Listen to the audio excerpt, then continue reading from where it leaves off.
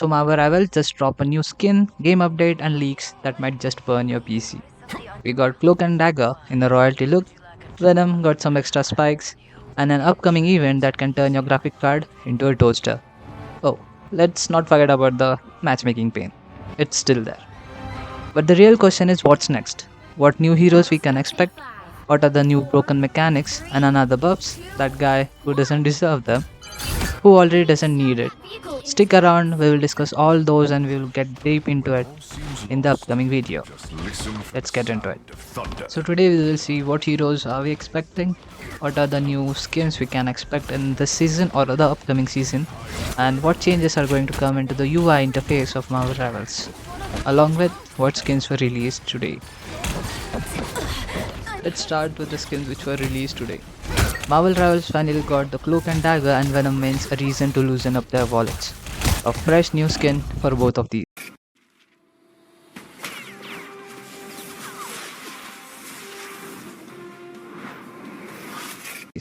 Cloak and Dagger, Twilight Duo. This skin is just so clean, majestic and vintage. Perfect for healer mains who are looking to flex their skills.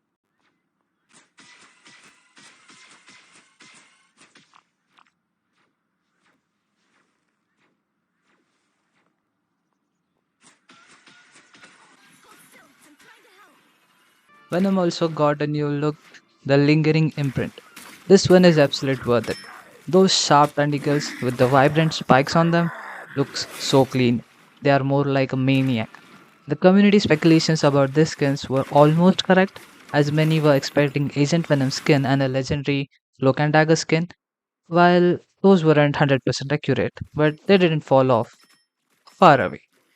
Given the opportunity for these heroes, these skins are gonna earn a massive amount of money to Marvel Rivals, as they are the heroes which are played most in the games.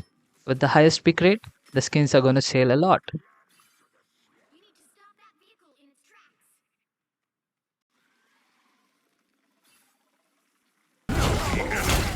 The list of upcoming skins is getting better, longer, and wider day by day. While some skins have already been leaked by the data miners, there are still some rumors about the surprise drops that could shake up things. One of the biggest speculation is a new Storm skin. Based on the teasers and the posters, it's expected to have a classic vintage look, fitting perfect to the current skin theme we are having in the game. And speaking of the thunder wielding legend himself, our lightning man, the Thor, is also getting a brand new skin. Thanks to the massive community demand, Marvel has officially confirmed it's coming. But the real question is, will he have an axe or it's another hammer skin? Because let's be real, an axe wielding Thor would be an instant bestseller. I would love him this way.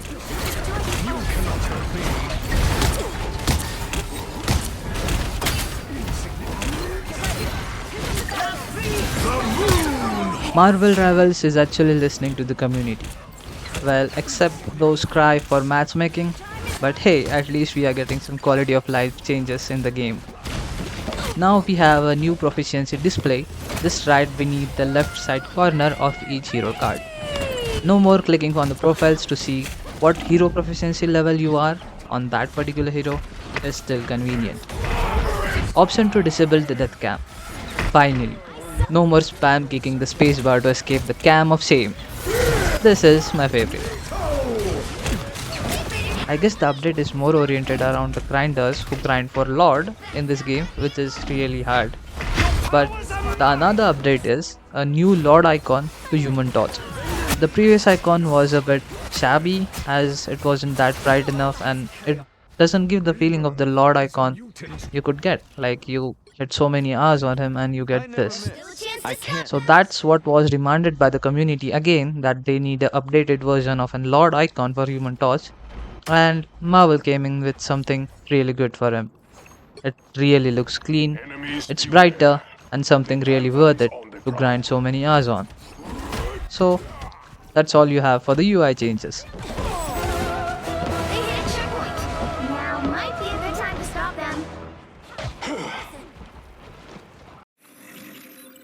Now let's take a look at the events that are coming into the game, bringing us some free credits. The latest Marvel Rival trailers boldly claims that this event might just fry your PC or make it wheezy like an old grandfather. And looking at the new Clone Rumble mode, they might not be wrong. Imagine having 12 Doctor Strange opening portals at the same time on a map like Spider Island. Yeah, my PC might just actually start talking back to me while overheating. The Clone Rumble mode expect absolute chaos, especially if there are 12 invisible women and they decide to play hide and seek. Like, that's hilarious to play in this mode. The another event is more like a board game style event, unlike the previous events which had where we mindlessly claim our rewards and left the page off. This one actually needs your interaction with it. You might just need to throw a dice, get something, or might get nothing out of it. But this event brings a free skin. I guess it's an epic skin for the most hated or the least played DPS in the game. It's the Black Widow. This one actually has a gameplay element in it, cause you have to throw some dice to get something good out of this event. I expect them to give the skin really easy, cause that's what happened in rest of the games. You play these board games and you absolutely get the skin which is featured on the board game, and we already got so many free skins throughout the events. This event is also featuring a hidden reward. Actually, it's not a hidden, but it's more like a teaser for an upcoming hero we might expect in Marvel Rivals. It's called Cerebro. I think I spelled it right. It's more like a helmet that's broken and also has a lore attached to it. I didn't read that right in the comics cause I never had those comics with me, but I guess what they are teasing with this helmet is the hero Professor X. The Professor X from X-Men, obviously, because it is so obvious. The data miners or the leaks released by the data miners suggest a hero looking so similar, and he probably might be the Professor X, as we can see the helmet hanging around his face, and it's the same helmet, the Cerebro. I shouldn't have spelled it, but the community is so divided about this. Like they are saying that this helmet hints Jean Grey. I don't know how, cause I never read the comics. If you know how this theory, the theory of helmet and Jean Grey is related, please fill me up in the comments. I would really like to know what am I missing on in the lores and how are they connected, man. How are people coming into this game cause of an helmet, which is so obvious, Professor X? Never mind, let's go up ahead. Now let's have a word about the heroes that might be coming into Marvel Rivals. Like some of them are so obvious that they might be here in very time soon or the next season, but some are still speculations and I hope people know why they are speculations for this game. Let's get started with the leaks. So we obviously know that Blade is gonna come into this game because he was literally teased in the new map release. Blade is one of the most anticipated hero by the community. Like people just want to play him, solo him, like mass murder the enemies in the game, and I don't know why community is so hyped up about him. Like he is the one of the oldest Marvel heroes I had seen. I don't know much about him too, but there are certain things we should expect from him.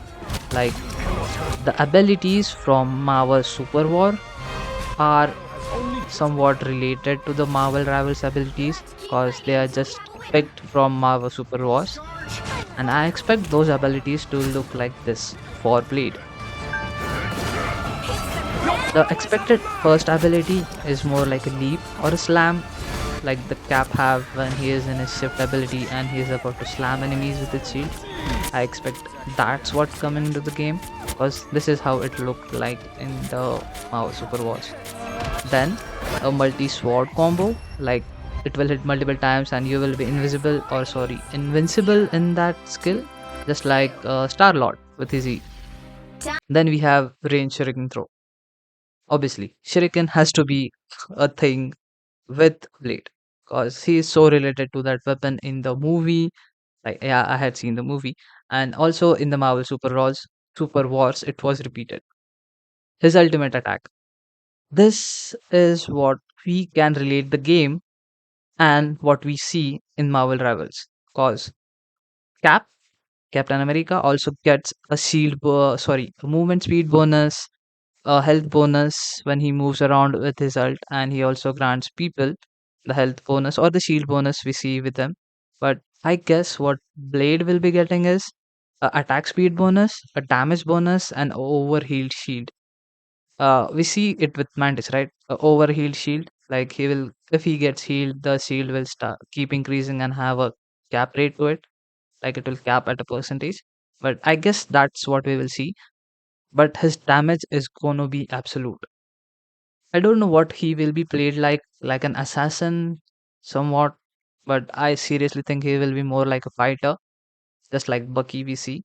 And if he has too many interruption skills, just like Bucky, with his arm throw and the dash or the shoulder dash he has, we are going to expect a counter for many divers. I guess that's what we can see because dive heroes are the meta right now. And I guess that's what will be Blade coming to the game for. They hit a checkpoint. Now might be a good time to stop them. Although expected heroes are Emma Frost, like we have some voice lines related to her in the game. Those voice lines are related, I guess they come from Wolverine.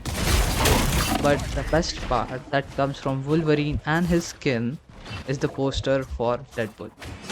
Yes, Deadpool is also an anticipated or expected hero, which will be coming to Marvel Rivals, and that will be a really big sell point for Marvel Rivals because many people want to play Deadpool. He is an absolutely fun character to play, and I don't know what will they bring in for his immortal abilities, but sure he's gonna be a range and a melee hero.